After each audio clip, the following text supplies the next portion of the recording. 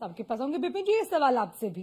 देखिए, हम नारों की बात करते हैं, लेकिन नारों में दम कितना है, और दम के साथ साथ दूसरी बात ये भी कि इसका कितना पॉजिटिव और कितना नेगेटिव इम्पैक्ट जनता के बीच में जाता है, इसके मायने यहाँ बढ़ जाते हैं। और दूसरी बात कि इस नारे में कितना दम है कि 2025 में भी इसका असर दिखेगा, वो भी आपसे समझना चाहेंगे। लेकिन सबसे पहले 2024 में जो आपने देखा, उस पर आपकी पहली टिप्पणी। धन्यवाद अर्चना जी, और आपके चैनल के माध्यम से तमाम देशवासियों को नए साल की हार्दिक शुभकामनाएं। बस कुछ चंद घंटे रह गए हैं, और यहाँ पर देखिए विपिन जी, मेरी आवाज पहुंच रही है आप तक? मेरी आपकी आवाज पहुंच रही है? आपको मेरी आवाज पहुंच रही है क्या? आपको आवाज आ रही है?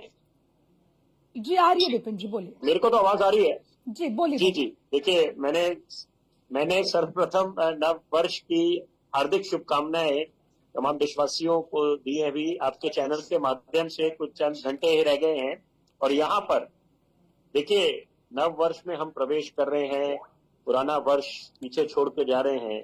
तो यहाँ पर हिंदुस्तान के संदर्भ में हम जब बात करते हैं, देखिए प्रक्रिया आती जाती रहती है, लोकतंत्र का महापर्व होता है।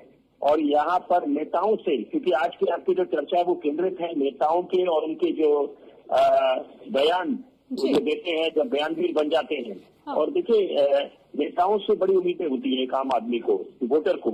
और जब वो अपने कंफर्ट जोन से बाहर निकलता है अपना देश की वोट डालने, तो वो उम्मीद करता है कि हमारा नेता हमारा रोल मॉडल होता है, हमारा आदर्श होता है, जिससे हम प्रेरणा ले पाए।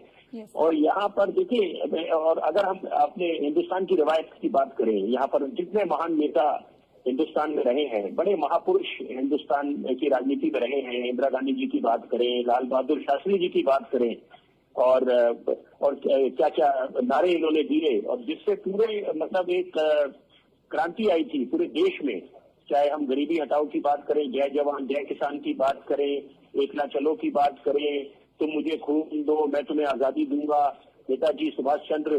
तो यहाँ पर और वही बात है कि अभी वर्तमान दौर की बात करें, एक है तो सेफ है, बटेंगे तो कटेंगे, और अलग अलग विपक्ष अपने नारों के साथ जनता के पास एक अपना संदेश देता है।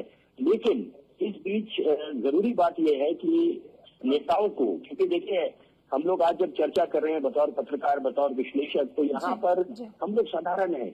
यहाँ पर नेताओं से बड़ी उम्मीदें होती हैं यहाँ पर कि आप कुछ ऐसी नजीर पेश करें, ऐसी मिसाल कायम करें जिससे एक आम आदमी प्रेरणा ले पाए, हताश महसूस ना हो, यहाँ पर महज जुमलेबाजी उसको ना समझा जाए। तो यहाँ पर बड़े सोच समझ के नेताओं को, क्योंकि अमूमन देखा जाता है जब नेता लक्ष्मण रेखा पार कर जाते हैं बयानवीर बनने की एक चाह में, तो वहां पर केवल सिर्फ आप अपना वोट बैंक साधें और फिर उससे जनता को, खासतौर पे युवाओं को अगर गलत संदेश जाता है तो बड़ा युवा हताश महसूस करता है। वो सोचता है कि आज राजनीति का स्तर कहाँ जा रहा है। तो यहाँ पर ये हम लोग तो ये कामना करेंगे, आशावादी लोग हैं हम लोग, सकारात्मक सोच रखते हैं कि नेता जो है वो अपनी राजनीति करे। लेकिन इस नारे की जब हम बात करते हैं तो विपक्ष ने इसको बुलाने की कोशिश की और कहा कि ये तो बांटने वाली राजनीति की बात करती है बीजेपी। इस नारे को लेकर उठाया तो कहा कि भाई किसके कटने की और किसके बंटने की बात हो रखी है, खुद बीजेपी बांटने की बात करती है। तो आप क्या इस बात से सहमत है कि इस नारे का एक अच्छा इम्पैक्ट गया, यानी कि एक एकता का संदेश या फिर बांटने वाला संदेश, ये समझने की यहाँ जरूरत है। ये इस पर मैं आपसे टिप्पणी। जी, बहुत ही बेहतरीन सवाल आपने पूछा अर्चना जी। देखिए, और बड़ी जरूरी बात है, मैं चाहता हूँ ये बात भी आज दर्शकों तक जाए। देखिए कि पत्रकारों का दायित्व क्या है कि यहाँ हम लोग सिक्के के सारे पहलुओं को उजागर करें, न्यूट्रल होकर बात करें, निष्पक्ष होकर बात करें।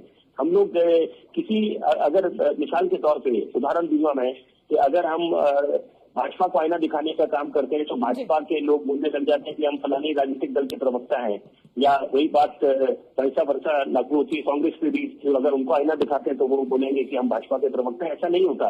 यहाँ पर पत्रकारों का काम करने देना चाहिए, उसमें बाधा नहीं डालनी चाहिए, या आप सर्टिफिकेट देने शुरू कर जाए कोई भी।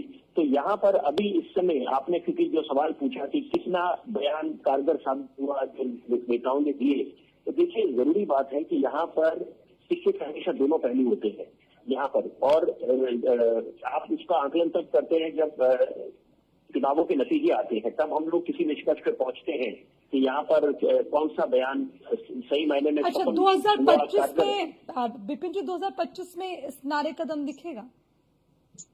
देखिए, यही बात है हमारे राजनीति की, हिंदुस्तान की राजनीति जनता जनार्दन का जो विवेक होता है और ये 21वीं सदी की आवाम है वो बहुत जागरूक है। वो बड़ी भांति समझती है कि कौन से नेता ने, कौन से राजनीतिक दल ने फलाने समय में अगर कोई बयान दिया है तो उसके पीछे क्या मंशा है सही मायने में। तो हम वो ये बात भुला दें बिल्कुल कि जनता को एक नेता। Yes, it is very important. आपने बहुत अच्छी बात कही विपिन जी कि इसके पीछे की मंशा क्या है।